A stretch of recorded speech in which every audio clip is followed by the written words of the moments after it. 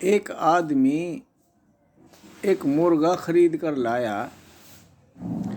भाई गौर से सुनने की बात है।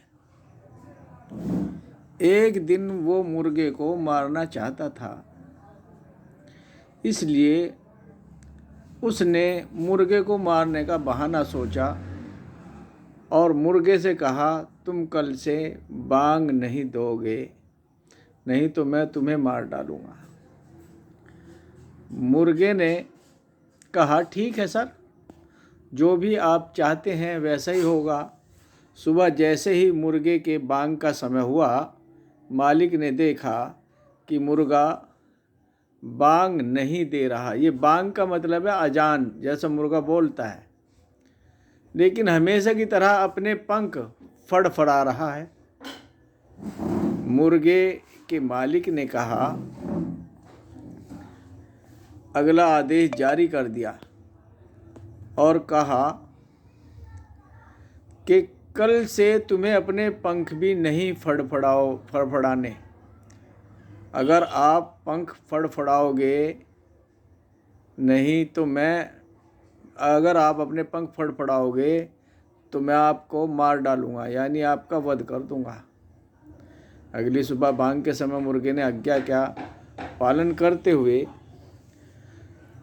अपने पंख नहीं फड़फड़ाए, लेकिन गर्दन से मजबूर था। अपनी गर्दन को लंबा किया और उसे उठाया, लेकिन मुर्गे का मालिक उसको देख रहा था।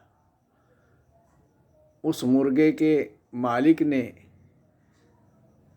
अब अपना आदेश जारी करना था ना। मालिक ने परेशान होकर अगला आदेश जारी कर दिया कि कल से गर्दन भी नहीं हिलनी चाहिए दोस्त।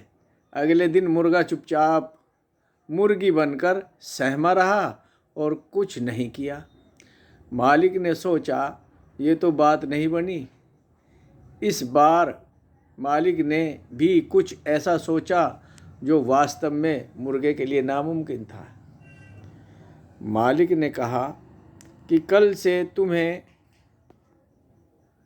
अंडे देने होंगे, अंडे देने होंगे। बता भैया, कैसी कैसी बात है।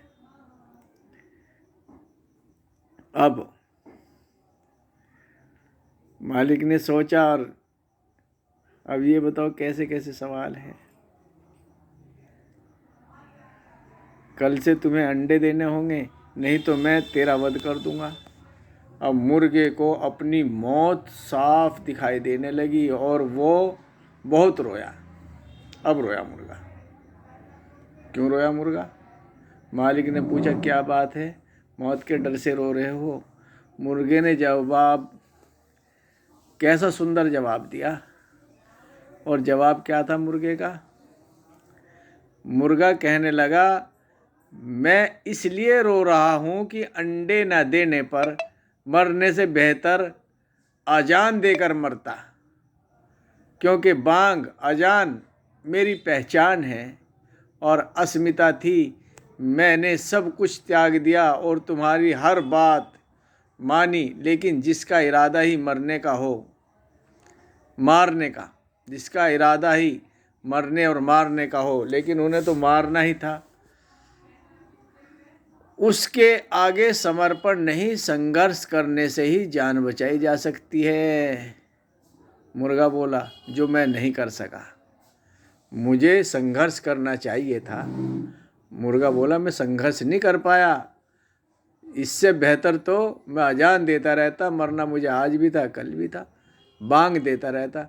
इसलिए दोस्तों, अपने अस्तित्व, अपनी अस्मिता की रक्षा के लिए संघर्ष करना पड़े तो पीछे नहीं हटना चाहिए, वो भी संवैधानिक तरीके से। फिर चाहे जीत हो, हार हो, या देखो खामोशी से।